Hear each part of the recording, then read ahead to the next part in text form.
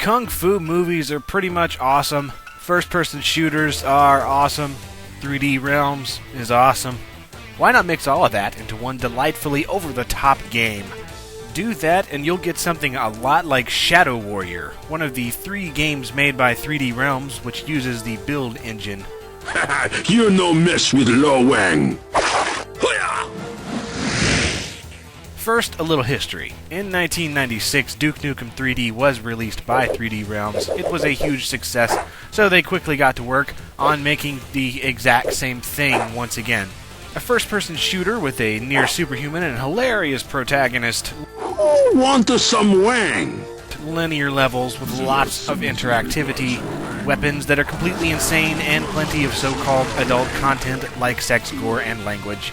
The next 2 projects were Blood and Shadow Warrior.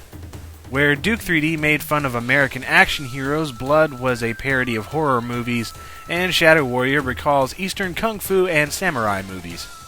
But for whatever reason, Blood ended up being bought by Monolith once it was pretty much completed, and Shadow Warrior was released, but quickly disappeared from the public eye, and the planned expansions for it were never released.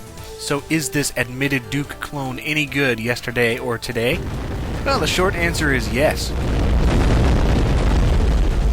Holy cow! Look like Duke Nukem! I couldn't have said it better myself. Shadow Warrior puts you in the shoes, or sandals, of super awesome mega warrior turned bodyguard Lo Wang. Yes, that is his name, Lo Wang. His employer basically rules Japan already, but decides it's not enough, and decides to take over the world, so Lo Wang quits, then has to fight off all the evil forces that are overtaking the Earth trying to kill him. He has the exact same formula as Duke Nukem, and it even looks and plays almost exactly the same. However, where Duke 3D left off, Shadow Warrior ups the ante a little bit. So let's start off with the weapons. The selection here is very unique to say the least. You start off with shurikens and a samurai sword, but quickly amass an arsenal of Uzis, a riot shotgun, grenade launcher, sticky bombs railgun, rocket launcher, tactical nuke. Ready. Warning. Son of a bitch. And several others. You can even use certain enemy body parts like a head which shoots fire and a heart which will spawn a crazy clone of yourself. And almost all of these weapons have alternate modes, which was pretty unique at the time.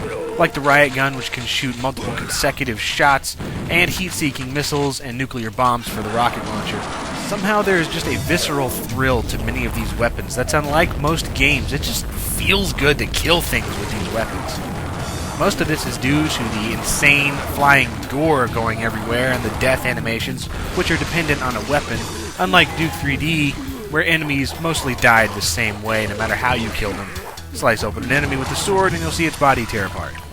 Speaking of enemies, the selection is quite varied. Everything from generic walking demon things to generic flying demon things to generic translucent demon things to... okay, maybe they aren't the greatest, but they are fun and tough to kill, and there's an occasional dominatrix thrown in to spice things up. The bosses are massive. Massive disappointments. You get a red reptilian freak thing that shoots skulls and a giant sumo wrestler that shoots farts. Real classy 3D Realms. The rest of the additions to the game are the graphics and level aspects. The level design itself is really just as good as Duke 3D, if not a little more creative, especially in the later half of the game. It's linear, but still interesting. Tons and tons of hidden places and secrets. One of particular note is the room with Lara Croft. She's rated her last doom. And in addition to awesome levels, you can also man turrets and vehicles, like boats, tanks, and assault guns. There's even one level where you can use a remote control car to locate a key. There's also the option to have 3D objects, kind of similar to those in Quake, for items like weapons, keys, and switches on the wall. This is nice, but it makes the rest of the game look dated. Things look bad enough with the textures used, especially in the first half of the game. Most of them are just ugly, really low resolution, brownish, greenish, weird, nasty looking textures. Another thing I really hate about the levels are the platforming sections. Thankfully, there aren't too many levels that actually use these sections, but when they happen, they seriously suck and stop the action dead in its tracks, often dying and dying over and over. There are also some puzzles to solve, but these aren't as bad as jumping around and balancing acts, and there's only a couple of these. Bottom line, platforming does not belong in a shooter, especially not one based on the build engine. The sound effects are pleasant and enjoyable, with plenty of ambient noises and deep rumbling explosions, which really help the atmosphere. And of course, all the Lo Wang speak is great. Row your boat gently down to the stream. Whoa, I think my dinghy hanging out.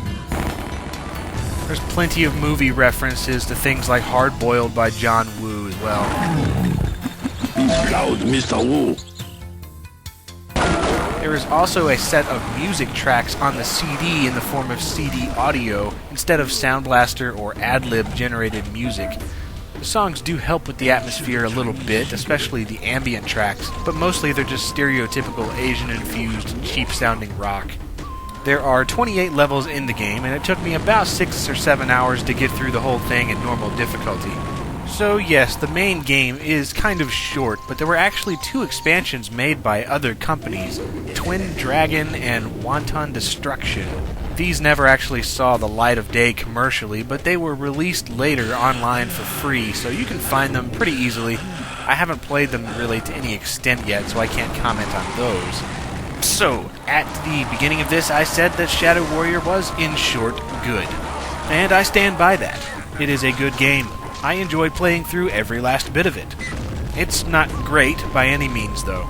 At the time it came out, the gaming world had moved on to Quake and things like that, so it really kind of looked dated, and honestly, Lo Wang just isn't as fun as Duke Nukem, I don't think. Although he is just as humorous. And when it comes down to it, I just prefer the locations and creatures and almost everything from Duke 3D. The game is quite enjoyable for its unique attributes, but once you finish it, you'll probably just move on and think, well, that was kind of fun. And that will be it.